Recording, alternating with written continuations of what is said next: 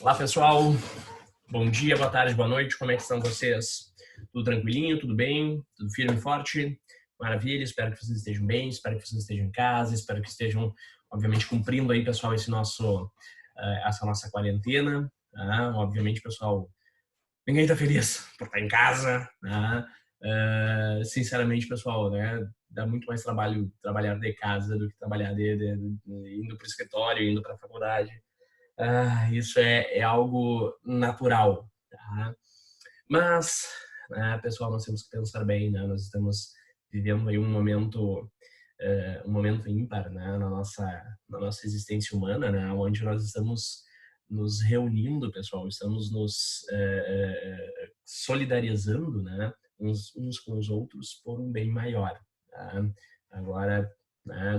Nesse momento, pessoal, infelizmente, não é somente o aspecto digamos assim, de aspecto de riquezas, do que pode ser produzido, do que pode ser, não é para produzir, não é para consumir, é para sobreviver. Então, é importante, pessoal, a gente obedecer aí essas dicas médicas e tudo mais para a gente prosseguir e continuar vivendo, né, após esta crise. Mas nós vamos conseguir, com certeza. Isso é fato. Nós, seres humanos, já passamos por coisas bem piores. Pois bem, pessoal, né?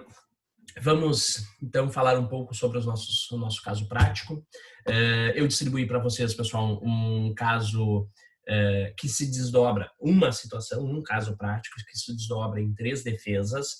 Isso não é exatamente, pessoal, tão comum, mas também não é tão raro assim. Tá? Na Justiça do Trabalho, onde se tem que apresentar, além de uma contestação, se tem que apresentar uma exceção de incompetência territorial ou uma reconvenção, tá bem? Então, nós já falamos sobre a exceção de incompetência territorial e agora nós vamos falar sobre a reconvenção, certo? Desculpa, a contestação e depois a reconvenção, ok? Então, deixa eu disponibilizar aqui para vocês, pessoal, né, a tela, olha aí, deixa eu ficar aqui no cantinho, na verdade eu vou ficar aqui embaixo, tá? Para evitar aí qualquer imbróglio, certo? Então tá, Matheus está ali do ladinho, pessoal, vamos então acompanhar. Nós já havíamos falado, pessoal, vocês já devem ter lido esse caso prático, provavelmente já devem ter observado, pessoal, que quando a gente faz uma exceção de incompetência territorial, nós não precisamos tratar do mérito em si, pessoal, da demanda. Tá? Nós precisamos apenas, pessoal, falar sobre o aspecto da competência territorial. A exceção de incompetência territorial, pessoal, ela versa sobre a incompetência territorial. Da mesma forma, se for uma suspeição de impedimento, é matéria técnica. Tá? Não tem por que, pessoal, tá se desdobrando aí nas hipóteses de mérito. Tá? Agora, na contestação, pessoal, é diferente. A contestação, eu preciso literalmente...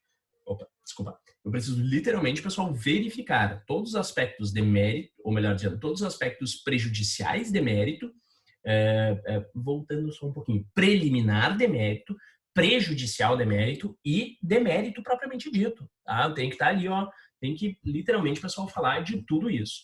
E olha só, e nesse caso prático, pessoal, o que nós temos então? Tá?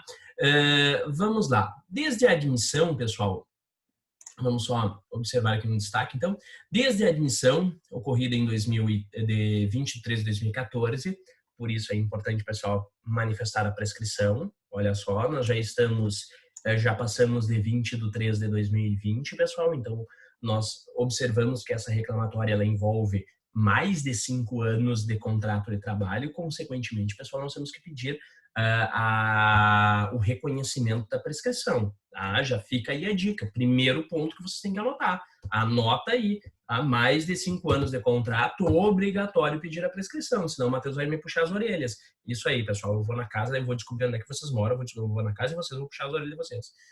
É mais ou menos por aí a coisa. Imagina, tá louco? Manifestar a prescrição aqui é zero quase. Tá? Brincadeira, óbvio. Tá? Mas é importante, pessoal. A matéria é importante mesmo. Tá? Só lembrando, pessoal, já fazendo um parênteses, tá? Se vocês não manifestarem a prescrição na defesa, o juiz não reconhece de ofício no processo de trabalho. É por isso que ela é importante. Tá? E claro, pessoal, tá? Não manifestei na contestação, mas Matheus, segundo a súmula 153 do TST, eu posso manifestar também no tribunal. Pode, pessoal, né? Mas para que dá sorte para o azar? Vai que tem um desembargador que diga lá assim, não reconheço a aplicação do artigo da súmula 153 do TST e entendo que houve a prescrição ao não manifestar na contestação. Pá, dá problema, pessoal, né? Dá sorte para o azar. Então, não. Tá? Se o contrato tem mais de 5 anos, pessoal, ou se eventualmente o sujeito foi dispensado há mais de 2 anos, tem que manifestar a prescrição. Pessoal. Manifesta. Tá? Na dúvida, manifesta. Tá bem? Belezinha? Show de bola. Então, desde a sua admissão, ocorrida em 23 de 2004, o sujeito sofria revista íntima. Destaca, pessoal, que ele sofreu uma revista íntima na sua bolsa. Não, pessoal, ele não sofria revista íntima na sua bolsa. Aqui eu já estou me contrapondo aos aspectos narrados nesse caso. Ele sofria revista íntima, pessoal, ou melhor dizendo, ele sofria uma revista pessoal na bolsa. O TST, pessoal, e olha só que exame de ordem canalha, pessoal. Tá? Aquele exame de ordem, assim, ó, aquele exame de ordem sacana, canalha mesmo, tá? Tá pedindo posicionamento jurisprudencial, tá? Posicionamento jurisprudencial não simulado do TST. Tá? Em que pese, pessoal, isso seja discutido, tá? Enfim, por vários treinadores, não é exatamente, pessoal, uma matéria que seja, né, muito assim, segura de debater. Tá? E ainda assim, pessoal, né, o exame de ordem a FGV está trazendo. Então, realmente, pessoal, tem que tomar cuidado. O exame de ordem tem que estar preparado com algumas situações. Tanto que, depois desse exame de ordem aqui, pessoal, esse exame de ordem foi bem... É por isso que eu trabalho ele, porque foi o primeiro que exigiu, assim, esse conhecimento, tá?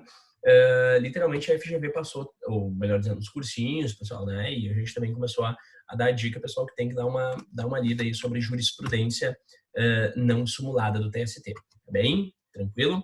Então, olha só, sofria revista íntima na sua bolsa, feita separadamente, tá? Então, cuidado com isso, e em sala reservada, tá? Ou seja, pessoal, né, em ambiente devidamente reservado, sem que o empregado fosse exposto a nenhuma situação constrangedora, tá?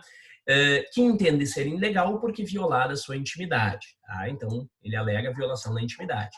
Requer o pagamento de indenização por dano moral de 50 mil reais, tá? Então, aqui, ó, dano moral de 50 mil reais. Esse é o pedido do vivente, tá? Baixinho, dano 50 pila. O que é 50 pila hoje? Não, tá louco? Isso aí a gente gasta no final de semana. Mas, enfim, vamos lá. Ponto. Esse é o primeiro pedido. Depois a gente vai ver as matérias lá que a gente vai se contrapor, pessoal. Tá? Que uma vez o senhor Mário, seu antigo chefe, pessoa meticulosa e sistemática, advertiu verbalmente o trabalhador. Tá? Então, esse é o fato, advertência. Na frente dos demais colegas. Nada de errado se for justo. Tá? Porque ele havia deixado a blusa para fora da calça, em desacordo com norma interna empresarial, conhecida por todos. Efetivamente, houve esquecimento por parte de Sérgio Ferres, como reconheceu na petição inicial, mas entende que o chefe não poderia agir publicamente dessa forma, o que caracteriza assédio moral e exige reparação. Tá? Pessoal, tá errado, não é assédio moral. O assédio moral é uma agressão sistemática, tá? Uma agressão repetida e sistemática, praticada pelo empregador, objetivando com que o empregado peça demissão, para que ele, obviamente, peça para sair da empresa. Tá? A ideia, pessoal, é que ocorra o rompimento do vínculo por parte do empregado, é a ideia de perseguição do empregado. Advertir o empregado porque ele errou efetivamente, porque ele descumpriu a norma interna empresarial, não é, de forma nenhuma, pessoal, assédio moral. É exercício legal de um direito. Tá? Então, veja bem, o empregador, pessoal, ele está exercendo, tá, o seu direito. Tá? Então, o pessoal não tem absolutamente nenhum assédio moral, logo também não tem direito à reparação.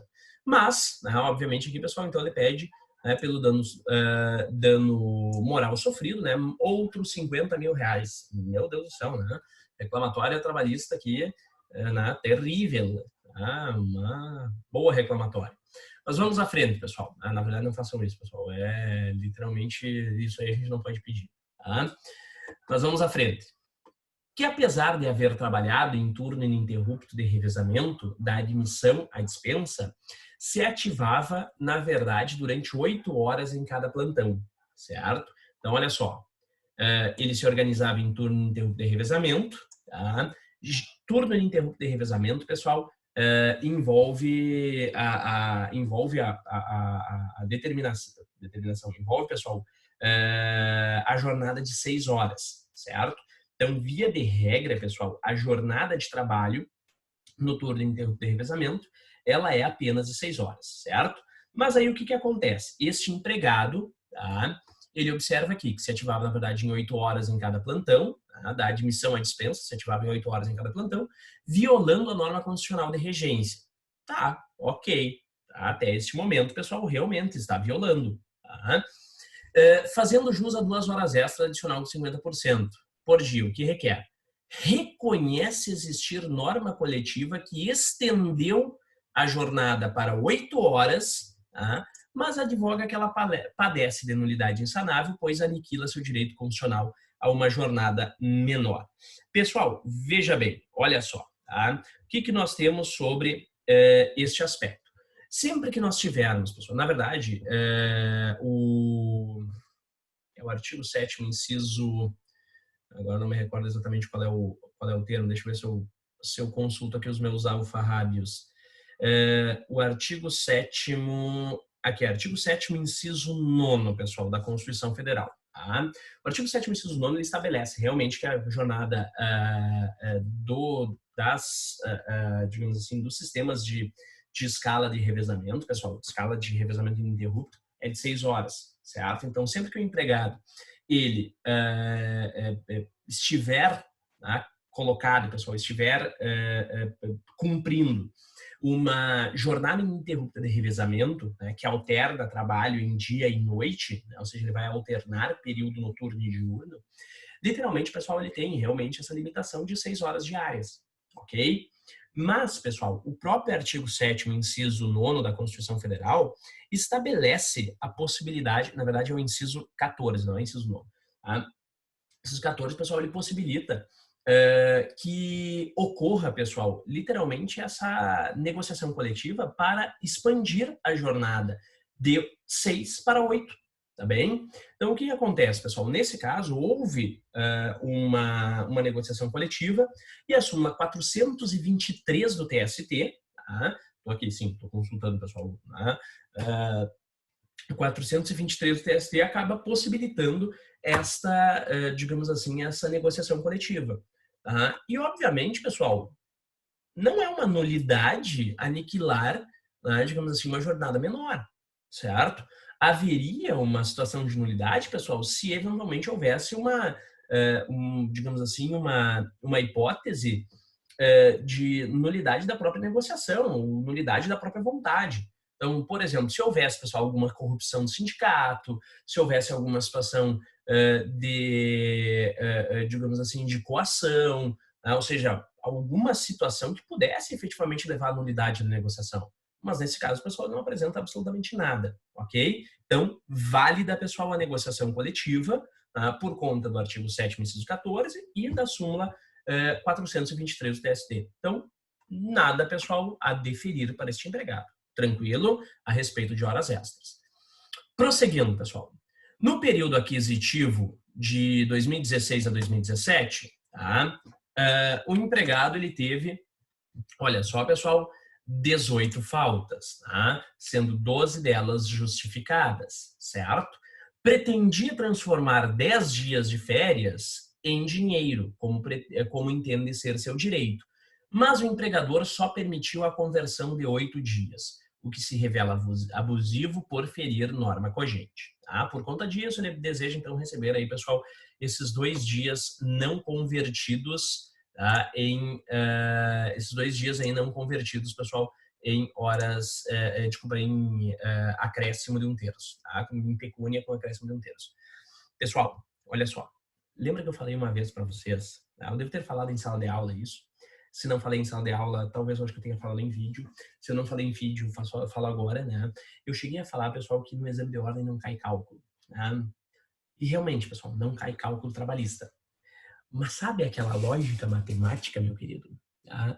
Aquela lógica matemática, ela cai. Tá? Então, olha só. Tá? Se o empregado teve 18 faltas, certo?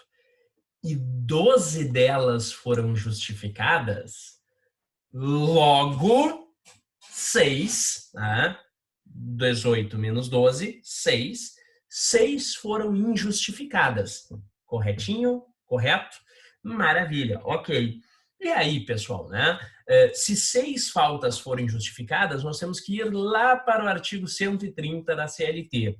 Com 6 faltas injustificadas, o empregado, pessoal, tem reduzido o seu período de férias, pessoal, de 30 para 12. Desculpa, de 30 para 24. Tá certo? Bom, se o empregado, pessoal, teve reduzido o seu período de férias de 30 para 24, nós temos que lembrar o seguinte, aí vamos mais adiante, ele pretendia transformar 10 dias das suas férias em dinheiro.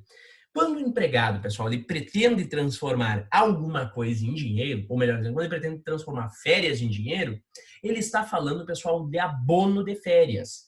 Tá? A famosa venda de férias, que nunca pode ser da totalidade das férias. Lembrem-se disso, pessoal. Tá? É isso que acontece por vezes, pessoal, na sociedade ali fora, vende a totalidade das férias, tá errado. Tá? Só pode vender no máximo um terço, certo? Muito bem. É um terço. Não é 10 dias. É um terço. Ele corresponde a 10 dias quando, eventualmente, pessoal, nós estivermos falando de 30 dias de férias. Agora, se nós estivermos falando de 24 dias de férias, tá? Mais uma continha aqui para vocês fazerem, certo? E aí, aqui, ó, pessoal, um terço de 24 é 24 dividido por 3, para quem não entendeu, 8 dias, certo? Eu tô brincando, pessoal, para quem não entendeu, tá? Mas é só para deixar bem claro, né? Eu também não entendi isso, aí dá 24, um terço de 24, o quê? 24 dividido por 3, tá bem, 8. Certo? Então tá, pessoal, 8 dias. Então o empregador agiu corretamente, pessoal. Tá? O empregador, observando as faltas injustificadas que o empregado teve durante o período aquisitivo, pessoal, ele literalmente reduziu o período de férias de 30 para 24, na forma do artigo 130 da CLT. Consequentemente, o empregado, por conta do artigo 143 da CLT, só poderia, então, converter um terço do período de férias, ou seja, 8 dias. Desse modo, pessoal, nada a reclamar. Tá bem? Tranquilo, pessoal? Coitado do advogado aqui, pessoal, né? Contratou contratou os honorários aqui, pessoal, né? Só, digamos assim, só por cláusula de sucesso, né? Só para receber os 20%, não vai receber nada, né? Literalmente, deu improcedência, deu ruim, não vai receber absolutamente nada, pessoal. Que coisa séria, que coisa terrível. Acontece. Muito bem, pessoal, prosseguindo. Tá? Nas mesmas férias citadas no tópico anterior, fruídas no mês de julho de 2017, tá? É isso aí, julho de 2017. Tinha avisado ao empregador, desde o mês de março de 2017, foca aqui, que gostaria de receber a primeira parcela do 13º salário daquele ano, juntamente com as férias, para poder custear uma viagem ao exterior. Mas isso lhe foi negado. Entende que esse é um direito potestativo seu, que restou violado, pelo que persegue o pagamento com juros e correção monetária da primeira parcela do 13º, do período compreendido entre julho de 2017 e 30 de 11 de 2017, quando efetivamente recebeu a primeira parcela da gratificação natalina. Veja bem, pessoal, tá? De novo, vamos dar uma explicadinha aqui para o nosso colega advogado aí, né, da parte adversa. Olha só, pessoal, o que acontece? O empregado, ele realmente pode vir a pedir a primeira parcela do 13º, pessoal, juntamente com as suas férias, certo? Isso é realmente um direito potestativo do empregado. Lembrando que o direito potestativo, pessoal, é aquele que se baseia apenas na manifestação unilateral de vontade da parte. Ou seja, a parte contrária não tem como dizer não tem como dizer não quero. Tá? É um direito potestativo. É a mesma coisa que a demissão do empregado. Tá? O empregador diz assim, ó, meu querido, tu estás na rua. Tá? Se o empregado não tem nenhuma forma de estabilidade, é direito potestativo do empregador demitir o empregado. Tá? Da mesma forma aqui, pessoal, se o empregado, né, manifestar que ele quer receber a primeira parcela do 13º salário, pessoal, junto com as férias, isso é um direito potestativo do empregado.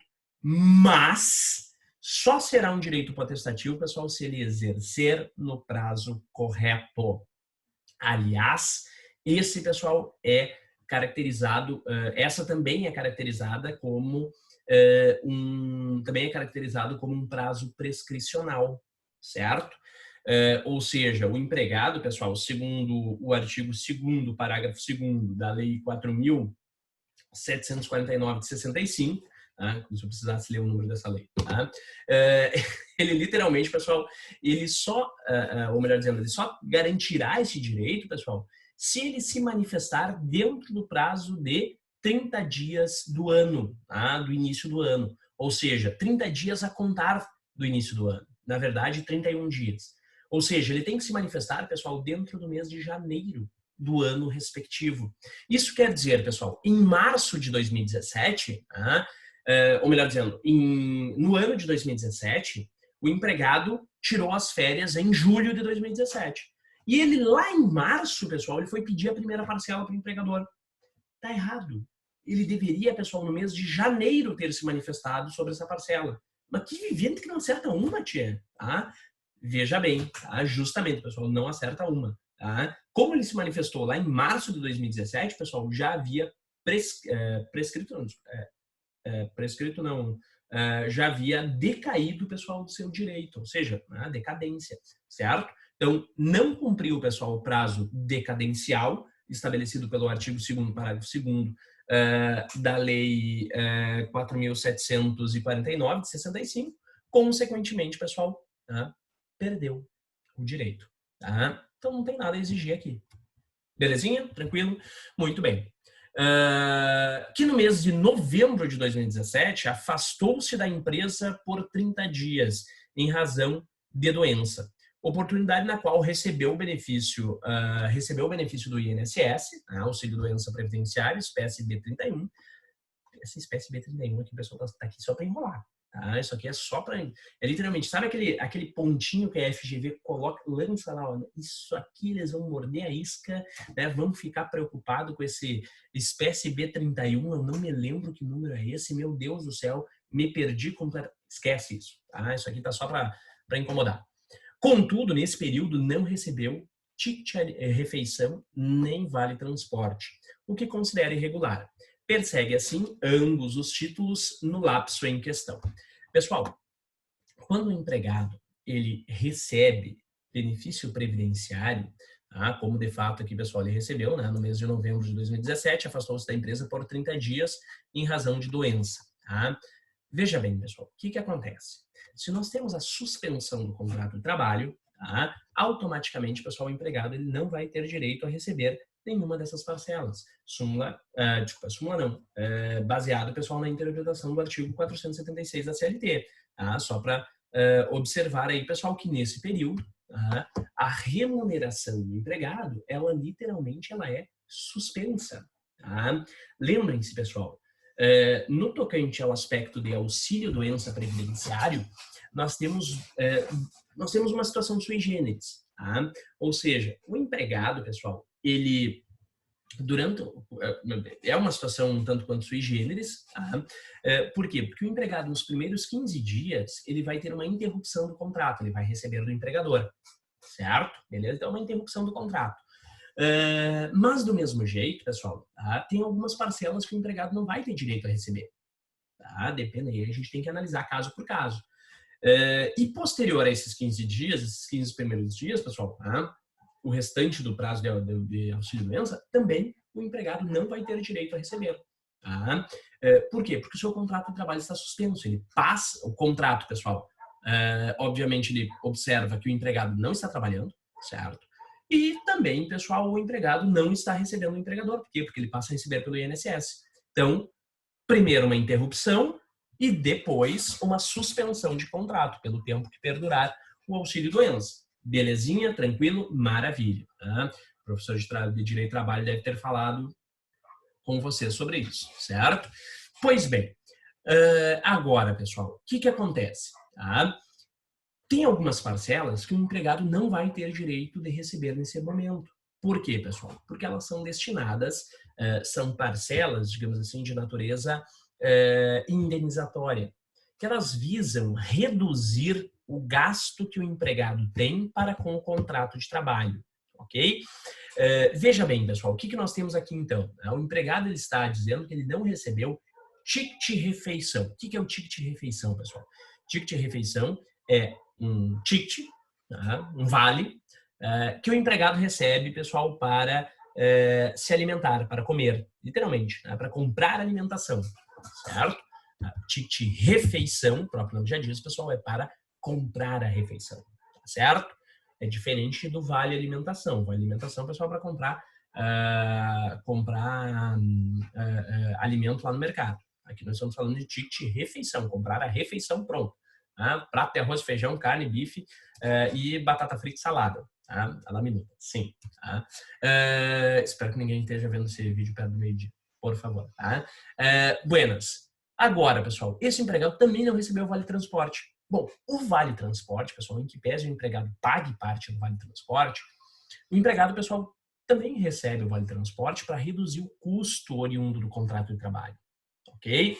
Então, essas duas parcelas são parcelas de natureza indenizatória. Nenhuma parcela de natureza indenizatória, pessoal, é recebida durante suspensão ou interrupção do contrato de trabalho. Por quê? Porque o empregado não está trabalhando, certo? Ele não está tendo gasto, pessoal, durante esse período.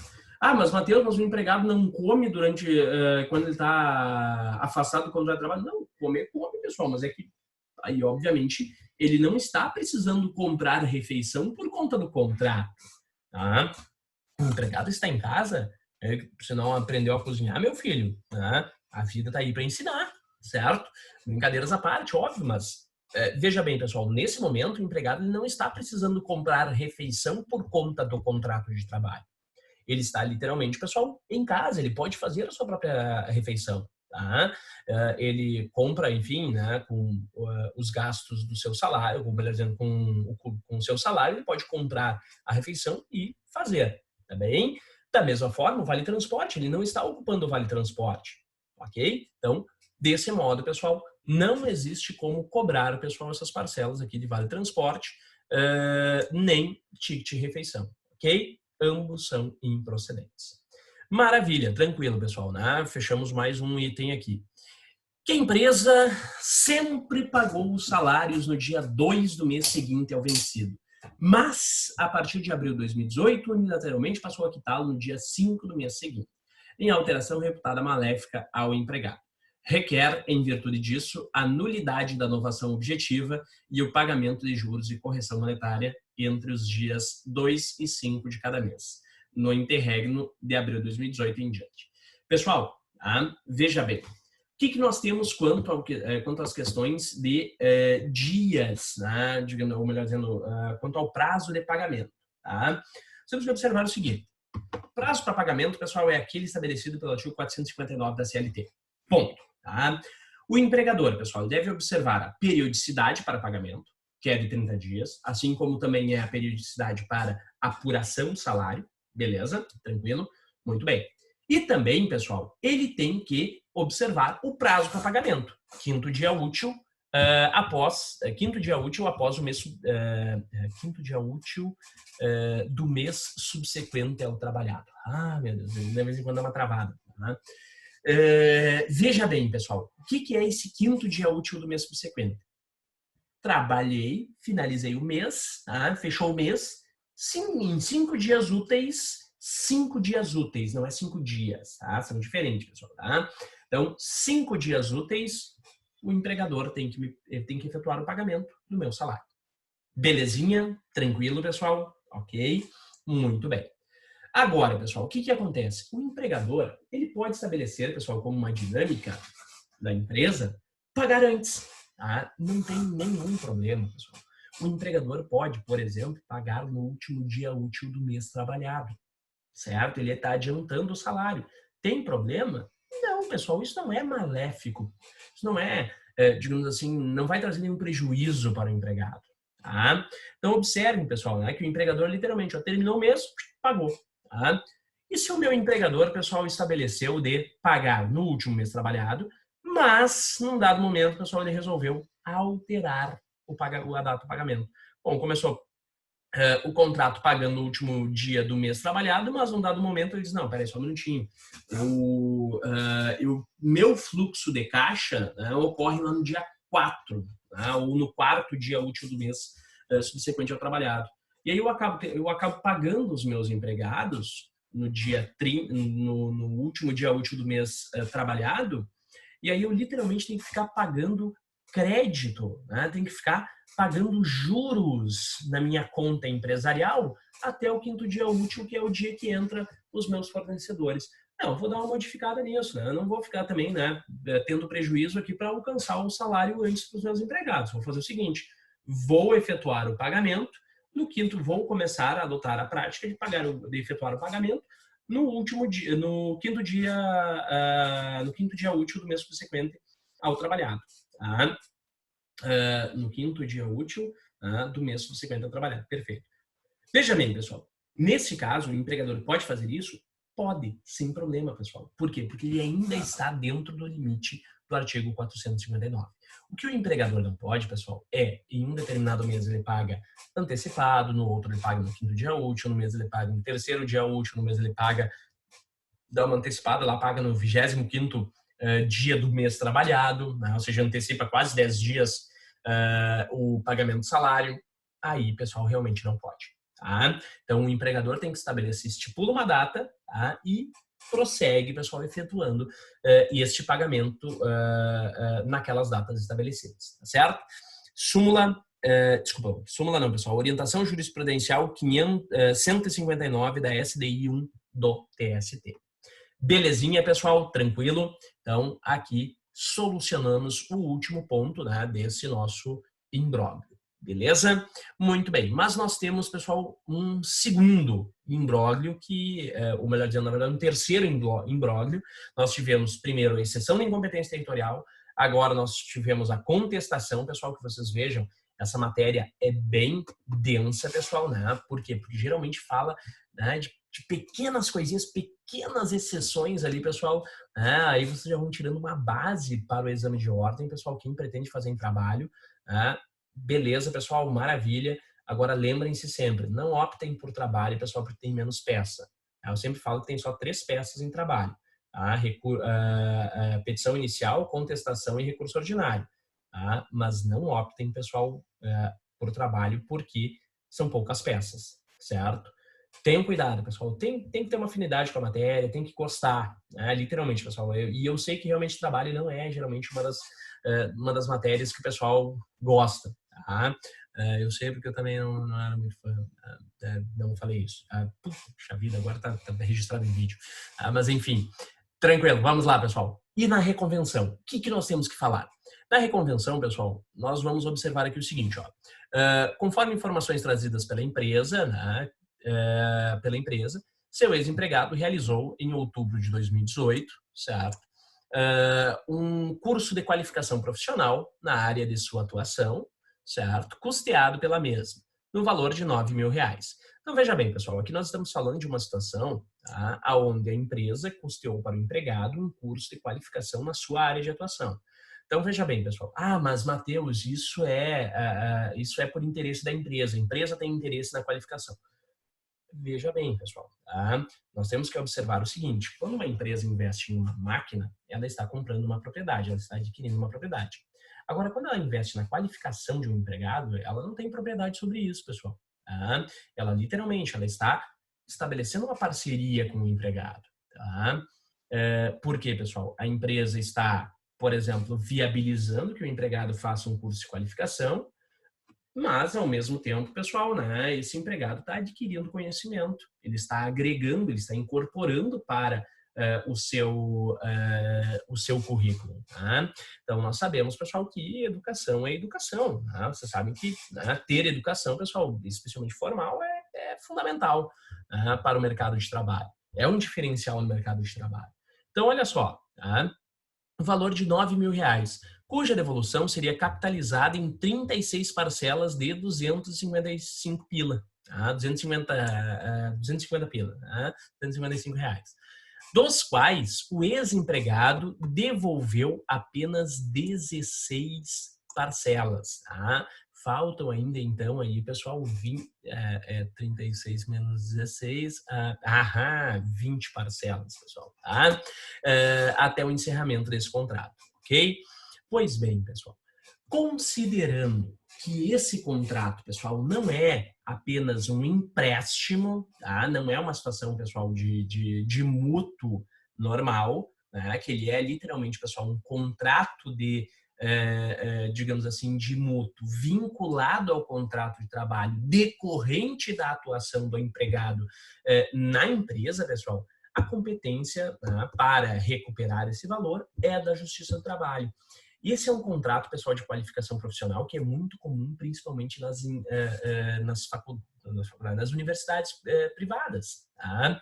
Até mesmo, pessoal, anos atrás, até mesmo as universidades federais faziam essa, digamos assim, esse vínculo. Tá? Só que hoje, pessoal, a Universidade Federal, ela literalmente ela já contrata o empregado, pessoal, na sua qualificação máxima, que geralmente é doutorado.